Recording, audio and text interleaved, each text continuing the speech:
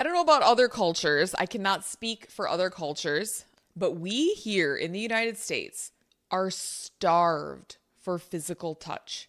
And most people don't even realize it. I bet the thought does not even occur to people. Our modern culture has made it very complicated. People are so much more isolated. People stay single longer. They're living alone. Our culture is so individualistic, and people have become increasingly disconnected from their bodies. When was the last time that you were really touched in a way that felt safe and felt caring and comforting? If you don't already know, I'm a massage therapist. This is something I'm very passionate about, and it is the main reason that I got into massage therapy, because of the myriad benefits that I received from experiencing all different types of body work in different cultures when I spent a lot of time traveling in my 20s, and I would always get body work done in the places that I visited. And it was always in developing countries. It was often part of the culture to receive body work, especially in Southeast Asia, but honestly, also in Central America.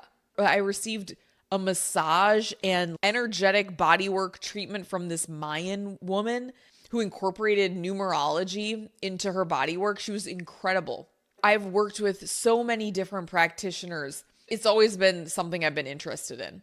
And once I started actually practicing massage as a career, I realized how much we are lacking this in our society and how underappreciated it is, like under prioritized. It's kind of a luxury in our culture. It's not a luxury in other cultures. In fact, when you go to Thailand, if you get a massage, it's super cheap, so cheap because locals get it every day. They get body work. It's part of their culture. And here in the States, it is rather expensive, and you can only really get weekly massage if you have like a pretty substantial disposable income. But it is such a gift. So let's get into it. We evolved to be touched. Humans are biologically wired for physical closeness. Not only do we inherit our mother's nervous system, and all of that is calibrated based on co-regulation that we receive with our mother, and so much of that is from physical touch. That's how we co-regulated with her as an infant. Not only that, we evolved in tribes where touch was constant and it was communal. Like when we were evolving in tribes, a child, you would breastfeed with multiple women. Multiple mothers who were producing milk would nurse several children. We had physical touch with so many different people, and it was safe. I cannot emphasize enough the word safe. That's going to come up a lot in this video. So not only that, in tribal societies, children slept close to their elders. And I know there are people who practice co-sleeping with their kids now, and that's a very controversial thing. But in general, as a culture, we're very much motivated by the idea of individuating as soon as possible in every aspect of our lives. It's like becoming independent and separate from. Whereas in our evolutionary past, people relied on physical proximity for survival and connection. Now, we don't necessarily need it for survival, and apparently we don't need it for connection either because people think they're connecting online. That's a whole other story. But this is the point that I'm making, is that we have convinced ourselves that we don't require this very, very essential human need. Another side note, people talk about the 5 love languages and like, my love language is physical touch, blah, blah, blah.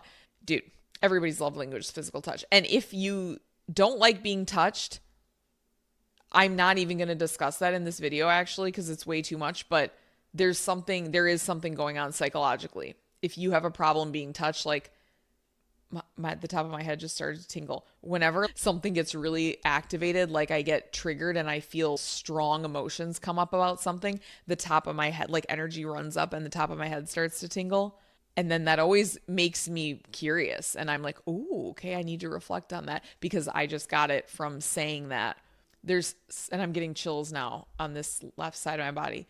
Yeah, if you've arrived at a place where you don't don't like being touched, I'd be digging into that one big time. I'm just saying, if that was me, I would be digging into that, and I would be determined to overcome it, because you are robbing yourself of something that is essential, and it is going to affect the quality of your life. I think it's going to affect longevity. If you just need safe, empathic, nurturing touch.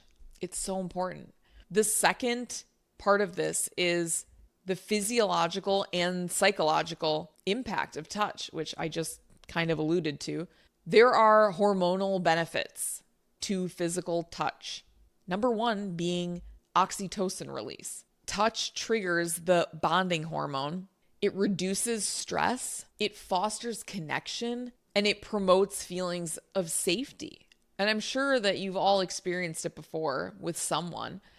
And you know how they always say, if you hold a hug for 20 seconds, it releases oxytocin. Like, who knows if that's actually true? I think it can be released a hell of a lot quicker than that. But either way, it does release oxytocin. And it also reduces cortisol, the stress hormone. So it reduces stress and anxiety.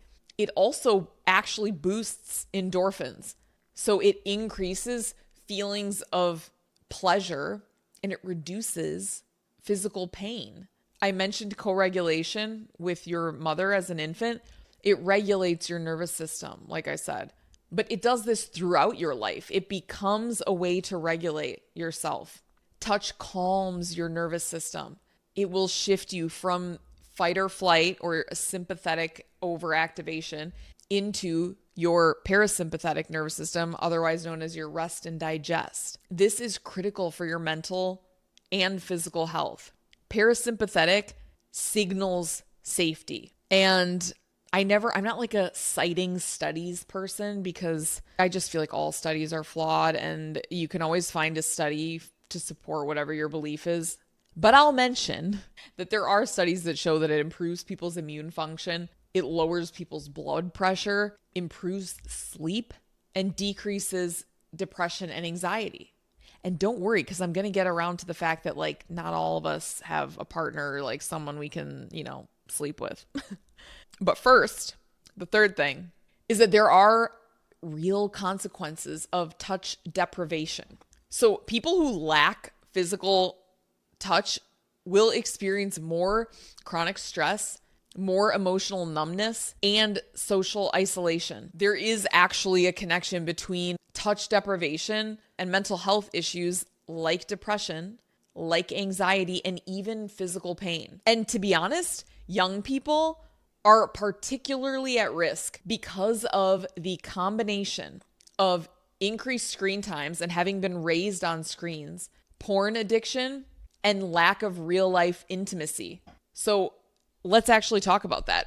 Porn is a huge issue that is making people completely disconnected from not only other people, but also from themselves. They're living in fantasy worlds, further distancing themselves from human connection. So we're already isolated enough. And then you are taking away what is literally required for our species to survive, and propagate, which is reproduction, physical intimacy. And young people aren't even interested in it because they perceive that all of their needs are being met somehow through the device with the screen. Like, they literally think that all of their needs can be met somehow through that thing. And it makes people like lazy, complacent, despondent, unmotivated, unempathetic, and really just a shell of themselves. Because if you were fully embodied, I don't actually think that you would be okay without physical touch and closeness with other people. So there has to be some level of dissociation and disconnection from yourself and lack of embodiment in order to say, yeah, I don't need any of that. I'm good on my own. Like, nah, you're not. Now, something that to me is really important is how our culture has made touch a pretty controversial and difficult subject. Physical touch, at least in Western culture, has become so hypersexualized that we equate physical intimacy with sexual intimacy. We leave very little space for safe, nurturing, non-sexual touch. And to be honest, even people in marriages and relationships will talk about this, because I listen to, if you ever heard of Dr. John Deloney, there's a hummingbird outside, you guys. Oh, it's right here. Hummingbird. I love them. That's one of my spirit animals. There it is again. What a little cutie. He's the psychologist on the Dave Ramsey show, and then he has his own radio, that hummingbird, and then he has his own radio show where he takes callers call in, and so many women, particularly women, talk about how they have gotten to a place where they don't even want to be touched by their partner because there's an expectation that sex will follow. They are withholding physical intimacy and connection because of what they believe will be required of them. They want physical intimacy. They want to be touched. They want to be kissed. They want to cuddle, but they don't want to feel like it's like transactional. Like, I now owe you sex because you gave me this physical affection. And that is a real problem. And that's why massage is just so close to my heart, because it's safe. It's safe touch that doesn't expect anything of you. It only wants to give. And in addition to our hypersexualized culture, we have things like the Me Too movement, which has also created so much fear and confusion around physical touch that people, they don't know what's appropriate.